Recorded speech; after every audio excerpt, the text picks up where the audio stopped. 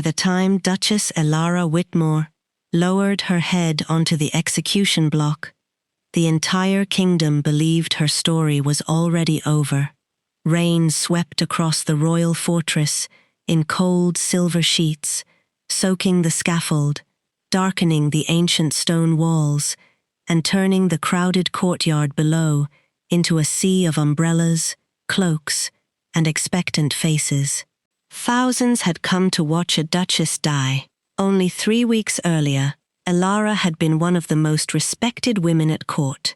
Now she knelt barefoot in a plain white prison gown, her wrists bound behind her, condemned as a traitor to the crown.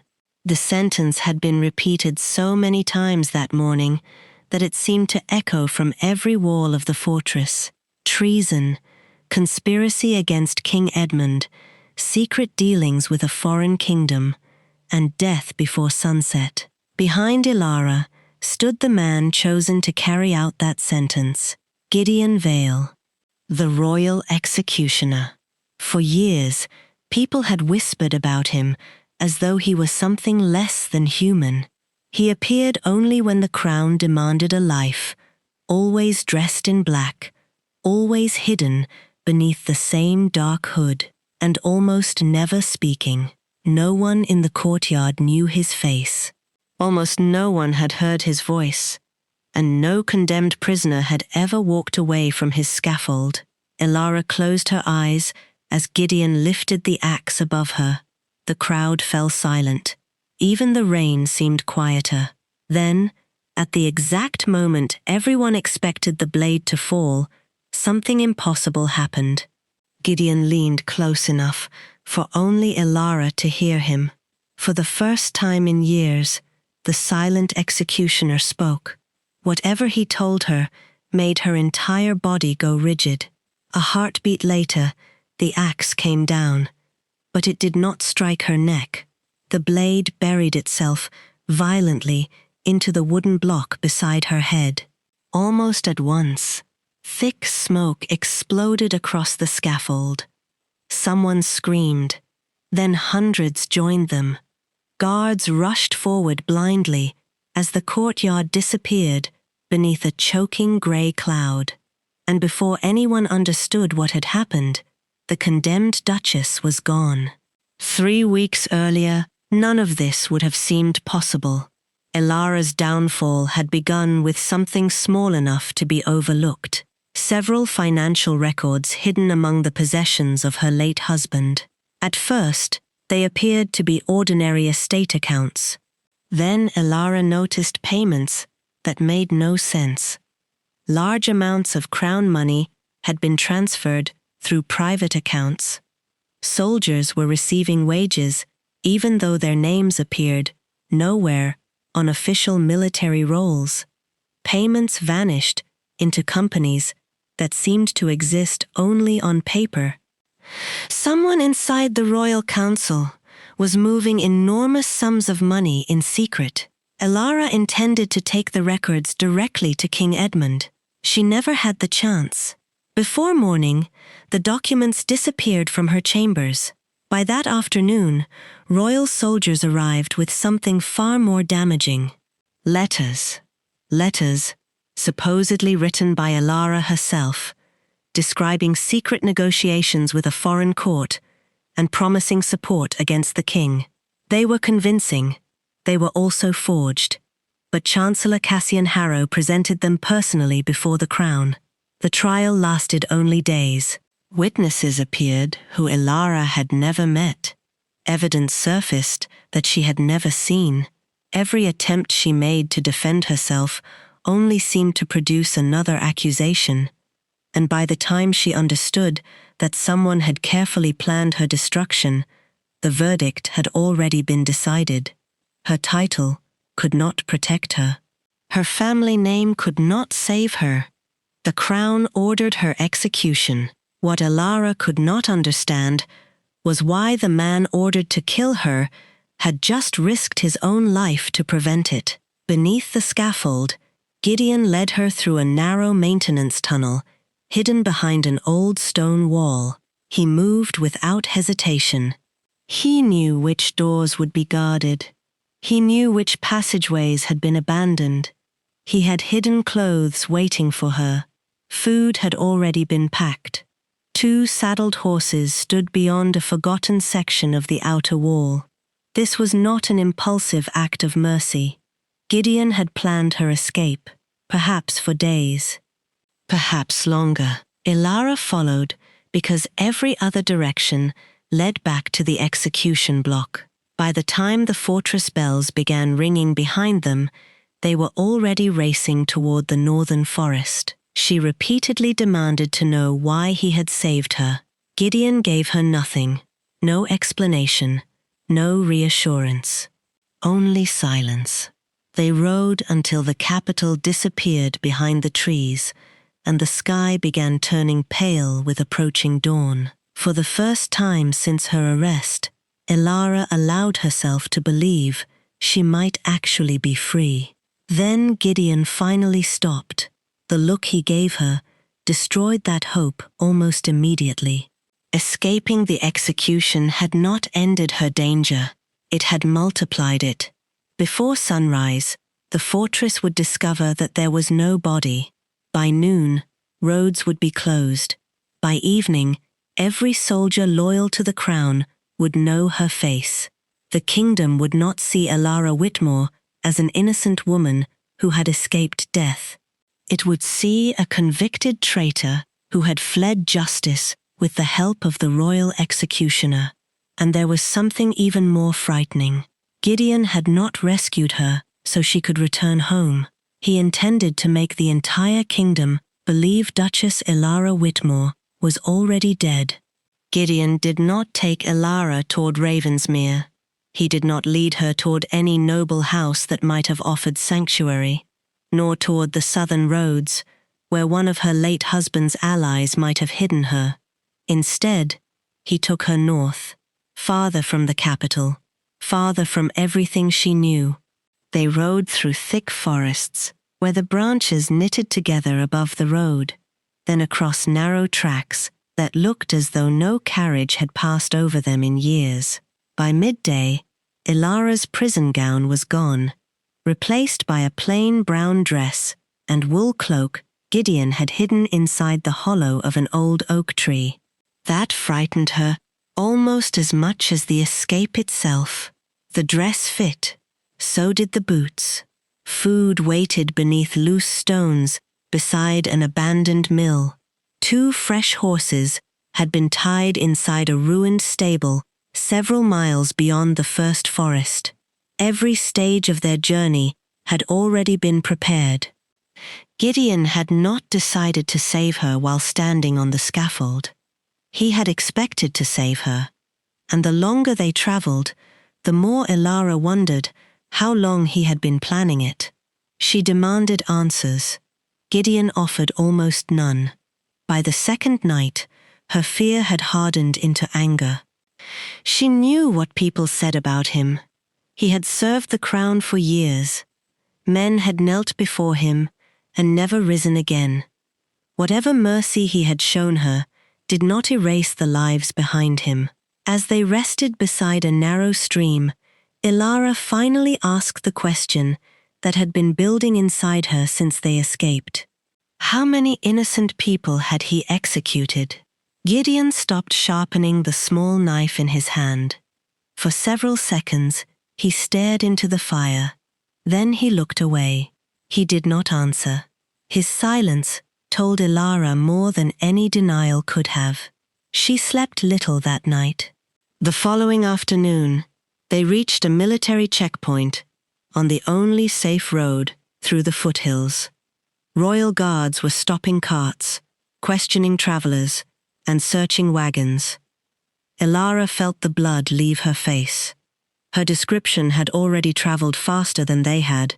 Gideon pulled them off the road before the guards could see them and led her toward a merchant's cart waiting among the trees. He pushed aside several empty grain sacks and showed her a narrow space beneath the wooden boards. Elara understood immediately. She would hide. He would draw the guards away. For the first time, she refused to move. If he left her there, he could disappear alone. He could save himself. Perhaps that had been his intention all along.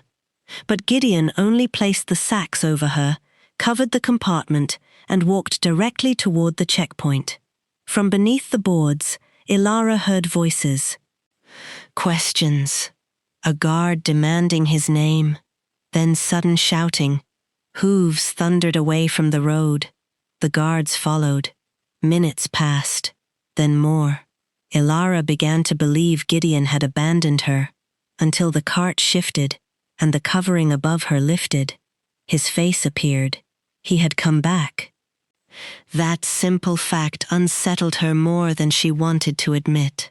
By the third day, the roads became steeper. The air grew colder. The forests thinned into dark pine, and distant peaks rose white against the sky.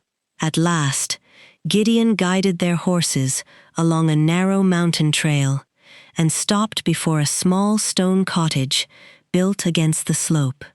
It stood alone beneath towering pines, with snow gathering along the roof and smoke curling faintly from the chimney.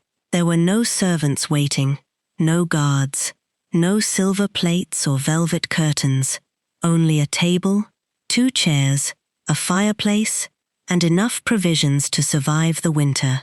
Gideon told her this was where she would remain. Until he could prove who had framed her, Ilara refused immediately. She had no intention of hiding while another man destroyed her name. She wanted to return to the capital.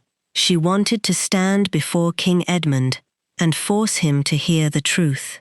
For the first time since the scaffold, Gideon's calm broke. His voice sharpened. Return now, and Harrow will make certain the second execution succeeds. Ilara went still, not because of the warning, because of the name. Chancellor Harrow. She had never told Gideon she suspected him. Not once.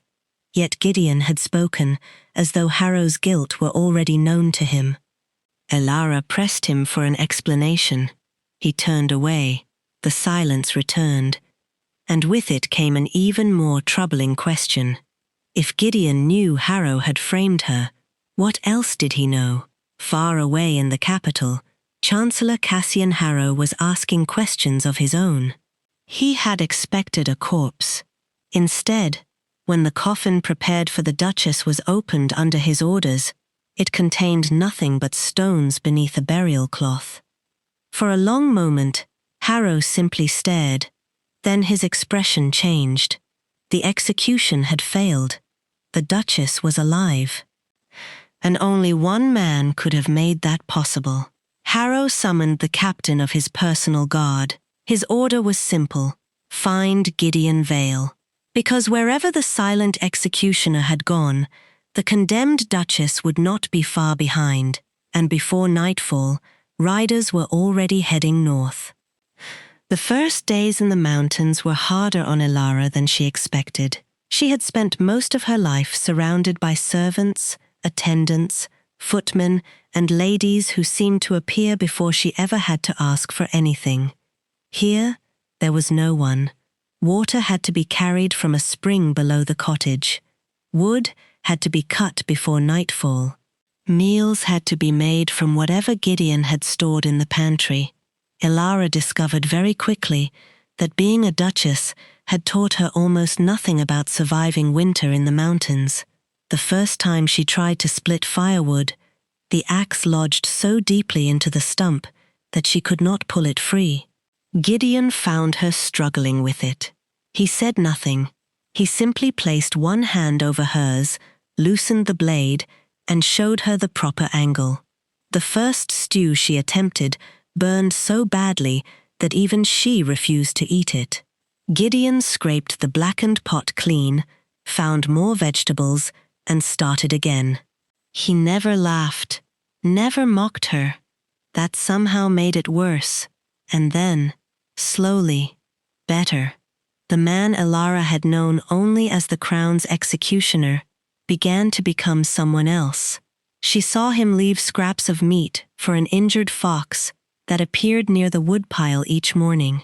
Once a week, he carried flour and dried meat to an elderly widow who lived farther down the mountain. At night, Gideon never seemed to sleep deeply. The slightest noise outside brought his eyes open and his hand toward the knife beneath his pillow. Elara also began noticing the scars. Old ones across his shoulders, thin white lines along his wrists, marks that did not look like the injuries of a man who had spent his life standing safely behind condemned prisoners. And always, beneath his shirt, hung the same silver ring on a cord around his neck. He never removed it, even when he washed, even when he slept. Elara wanted to ask about it. For several days, she did not. Then a storm trapped them inside the cottage. Wind struck the walls hard enough to shake the shutters, and snow erased the path outside until the world seemed to end beyond the windows. That evening, sitting across from Gideon beside the fire, Elara finally asked why a man like him had become an executioner. Gideon's face closed immediately. He stared into the flames for a long moment before giving her the shortest answer possible. He had not chosen it. Elara waited. Nothing more came. She could have pushed him. Instead, she let the silence remain.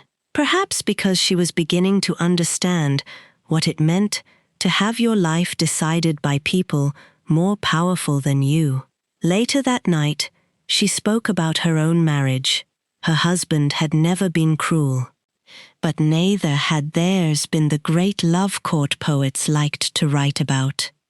It had been arranged because the union pleased two families. Before marriage, Elara had been her father's daughter. Afterward, she became a duke's wife, then a widow, then the Duchess of Ravensmere. There had always been another name attached to her own, another duty, another expectation. She admitted that facing death had terrified her, but hidden in those mountains, stripped of everything that once defined her, she felt something she had rarely felt inside a palace: free. Gideon looked at her differently after that. The change between them remained quiet, a glance held too long, a hand lingering when one passed the other a cup. Small things neither of them acknowledged. A few days later, Gideon decided she needed to learn how to defend herself. He gave her a bow. Elara missed the target entirely with her first arrow. Her second struck a tree. By the fifth, Gideon moved behind her. He adjusted her elbow, straightened her shoulders. His chest was close enough to her back that she could feel his breath near her hair. For one strange moment, neither of them moved. Then Elara released the arrow. It struck the target. Gideon stepped away almost immediately. Neither mentioned what had passed between them. But that night, Elara lay awake longer than she should have. The discovery came the following morning. She was searching an upstairs storage room for another blanket when she found an old wooden chest pushed beneath a table. It was unlocked. Inside lay things Gideon had never shown her: military medals, old letters tied together with faded cord, a broken silver signet ring, and a portrait. Elara lifted it carefully. Two young men stood together in military uniform. One was unmistakably Gideon, years younger and without the heaviness now carried in his face. The other man made her stop breathing. She knew that face. She had seen it in portraits her entire life. Her father. Elara searched through the letters next. Each bore the seal of House Whitmore. Her hands began trembling. Then she heard footsteps behind her. Gideon stood in the doorway. The moment he saw the open chest, something in his expression changed. Elara held up the portrait. There was no anger in her voice now. Only disbelief. "You knew him," Gideon did not deny it. His eyes moved from the portrait to her face. Then, after days of avoiding every question that mattered, he finally gave her the truth. Her father had once saved his life, and Chancellor Cassian Harrow had arranged his death. For a long moment, Elara could only stare at him. The man before her had spent years hidden beneath a hood, feared across the kingdom, as though he had never possessed another name or another life. But Gideon Vale had not always been an executioner. Years earlier, he had been Captain Gideon Vale of the King's Guard. He had served inside the palace, trusted with protecting the crown, until he discovered something that could have destroyed one of the most powerful men in the kingdom. Cassian Harrow had been diverting royal money into private accounts and secretly selling military information beyond the border. Gideon tried to report what he had found. No one would listen. Almost no one. Elara's father, the Duke of Whitmore, believed him. Together, they began gathering evidence against Harrow. They never got the chance to present it. Within weeks, the Duke died during what the court called a hunting accident. Gideon had never believed that story. Before he could investigate further, another officer was found murdered, and evidence conveniently pointed toward him. He was arrested, condemned, and brought frighteningly close to the same fate Elara had faced. Then Harrow offered him a choice: die publicly as a murderer, or disappear. Gideon would lose his rank, his name, and every connection to his former life. In return, he would remain alive as the anonymous executioner of the crown. He accepted, not because he wanted the work, because a dead man could never expose Harrow. For years, Gideon waited. Then Elara appeared before him on the scaffold. The forged evidence, the hurried trial, Harrow standing at the center of everything. Gideon had seen it all before. Her father had been removed because he knew too much. Now Harrow was doing the same thing to his daughter.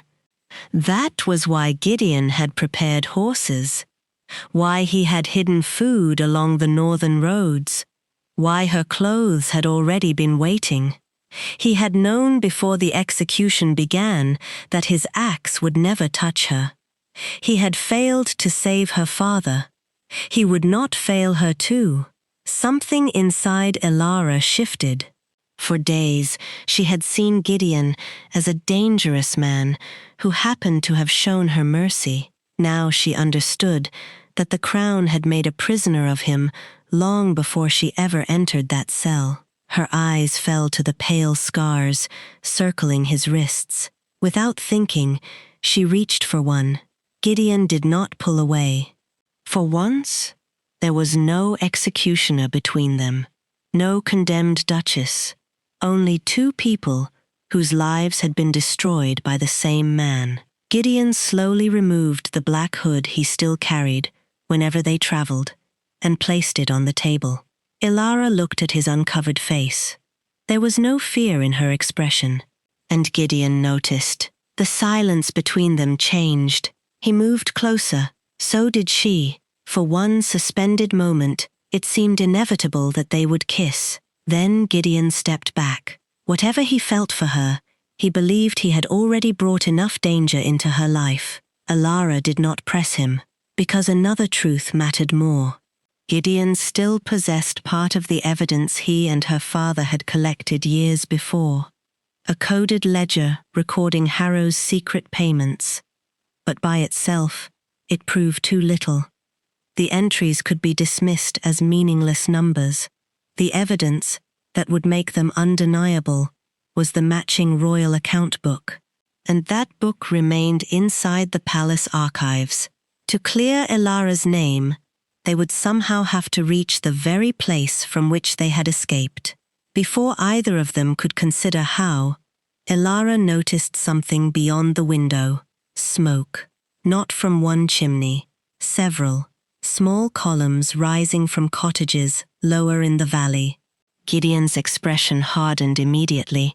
The soldiers were searching the mountain settlements one house at a time. Someone had led them there. Then a horn sounded somewhere beyond the trees. Low, distant, close enough. Gideon looked toward the mountain road. The softness that had appeared in his face vanished. They found us. The first soldiers appeared between the pines before Gideon had finished speaking. Within minutes, the cottage was surrounded. There was no road left open, no safe path down the mountain, and no time to outrun them. But Gideon had prepared for this possibility too. Behind a storage wall at the rear of the cottage was a narrow passage leading into an abandoned mining tunnel. It descended through the mountain and opened beyond the ridge. Gideon pressed the coded ledger into Elara's hands and told her to go. She refused. After everything he had risked, she would not leave him behind to face Harrow alone. For once, Gideon's anger was not cold. It was fear. Not for himself, for her. He told her that saving her had begun as a debt to her father, a promise he had never been able to repay. But somewhere between the scaffold and the mountains, that had changed. He was no longer protecting the Duke of Whitmore's daughter because he owed a dead man. He was protecting Elara because losing her had become something he could no longer bear. She understood what he had been too afraid to say, and before either of them could retreat behind silence again, Elara kissed him. There was nothing elegant about it. No palace ballroom, no music, only fear, desperation, and the knowledge that they might never see each other again. Then the front door splintered. Gideon pushed her toward the hidden passage and turned back. Elara disappeared into the mine as soldiers flooded the cottage behind her.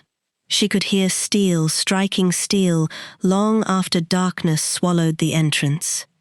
She kept moving until voices appeared ahead. Harrow had anticipated the tunnel. Soldiers were waiting near the far opening. Elara turned, trapped between them and the battle behind her. Then, an unexpected figure emerged from the trees.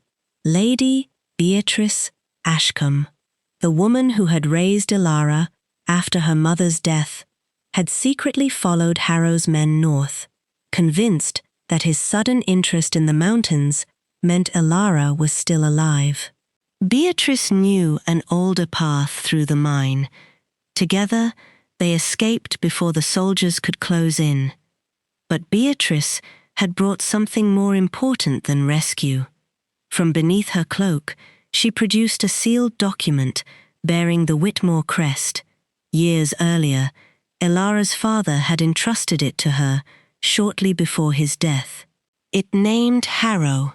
It described the stolen crown money, the secret military payments, and the conspiracy Gideon had uncovered. Beatrice had remained silent because Harrow threatened to kill Elara if the document ever appeared. Now, there was nothing left to protect by remaining afraid. Combined with Gideon's ledger, the statement could finally expose him. But before Elara could feel hope, riders brought worse news. Gideon had been captured. Harrow had already sent word to the capital, claiming that the executioner had abducted Duchess Elara, murdered her in the mountains, and attempted to flee. At sunrise, Gideon would be executed. Elara stood at a crossroads before dawn. One road led north, toward the border. She could disappear and survive. The other led directly back to the capital, where she was still legally condemned to death. She looked at the sealed confession in her hand. Then toward the southern road. Gideon had walked willingly toward death to give her another life. Now she would do the same for him. Elara turned her horse toward the capital. This time, the condemned Duchess was not running away. She was going back. By sunrise, the capital believed Duchess Elara Whitmore was dead. The bells of the royal fortress rang again, and another crowd gathered beneath the same scaffold where she had vanished only days before. This time, Gideon Vale stood where Elara had once knelt. His hands were bound, his face was uncovered. There was no black hood, no axe, and no mystery left to protect him. Chancellor Harrow had made certain the kingdom knew exactly who he was. The official story had already spread through the streets. The royal executioner had betrayed the crown, kidnapped the condemned Duchess, taken her into the mountains, murdered her, and attempted to escape. Now Harrow intended to bury the truth with the only man who could still expose him. King Edmund watched from the fortress balcony as Gideon was led toward the block. Harrow stood nearby, calm and certain that within minutes his final problem would disappear. Then the crowd began to turn. At first, it was only a murmur near the gates. Then people started moving aside. A lone rider had entered the courtyard. The woman dismounted, wearing a dark traveling cloak, mud still covering the hem from the long ride south. When she lowered the hood, the fortress seemed to fall silent. Duchess Elara Whitmore was alive. For several seconds, even Harrow could not hide his shock. The woman he had condemned, hunted, and publicly declared dead was standing before the entire kingdom. Elara did not run toward Gideon. She did not plead for mercy. She walked directly toward the king. In her hands were the things Harrow had spent years trying to destroy: Gideon's coded ledger, the surviving financial records, her father's sealed testimony, and evidence showing that several witnesses from her trial had received secret payments shortly before giving their statements. Harrow immediately demanded her arrest, but the king's guard hesitated.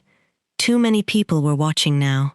Too many questions had been raised, and Elara had returned willingly to a kingdom that still considered her a traitor. King Edmund ordered the execution stopped. The evidence was examined before the court.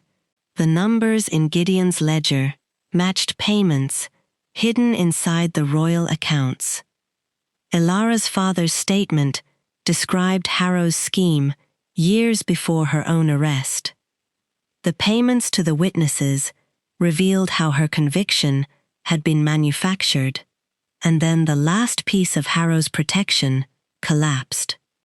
One of his own captains stepped forward. The man had carried out Harrow's orders for years, believing his loyalty would eventually protect him, but he had recently discovered documents preparing to blame him for the very crimes Harrow had committed.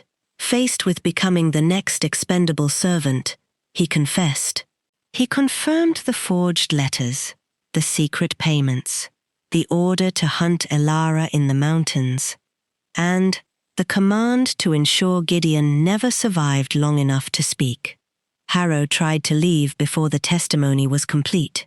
He never reached the gate. The same guards who had once arrested Elara surrounded him, and before the same crowd that had come to witness Gideon's death, Chancellor Cassian Harrow was taken away in chains. Elara's conviction was overturned. Her estates were restored. Her name was cleared. Gideon's old conviction was erased as well. King Edmund even offered him the military rank that had been stolen from him years before. Gideon refused. The palace had taken too much of his life already. For the first time in years, he wanted no title, no uniform, and no master. Weeks later, winter began loosening its hold on the northern mountains. Gideon returned to the stone cottage, believing that chapter of his life had finally ended. Then one afternoon, a familiar horse appeared on the mountain road. Elara had returned. Ravensmere was hers again. She had servants, estates, wealth, and every comfort the mountains could never offer. But she had not returned to the cottage because she needed somewhere to hide. She came because, for the first time in her life, She was free to choose where she belonged. She would remain Duchess of Ravensmere. She would serve the people who depended upon her and rebuild the name Harrow had tried to destroy. But she would never again allow a royal court to decide whom she was permitted to love. And this time, when Gideon came close to her, he did not step away. Months later, the small mountain cottage became something neither of them had imagined. Elara and Gideon turned it into a refuge for people falsely accused, threatened, or destroyed by powerful men who believed their titles placed them beyond justice. The house where a condemned duchess had once hidden from the kingdom became a place where others were given another chance, and Gideon Vale, the man once feared throughout the country as the silent executioner, became remembered not for the lives he had been ordered to take, but for the one life he refused to surrender, because on the morning everyone believed Duchess Elara Whitmore's story was ending, the man standing behind her with an axe had made a choice that changed both their lives forever. He had been sent to execute her. Instead, he gave her a future. And if you love stories of forbidden royal love, dangerous palace secrets, brave dukes and duchesses, and the people willing to risk everything for them, subscribe for the next royal story.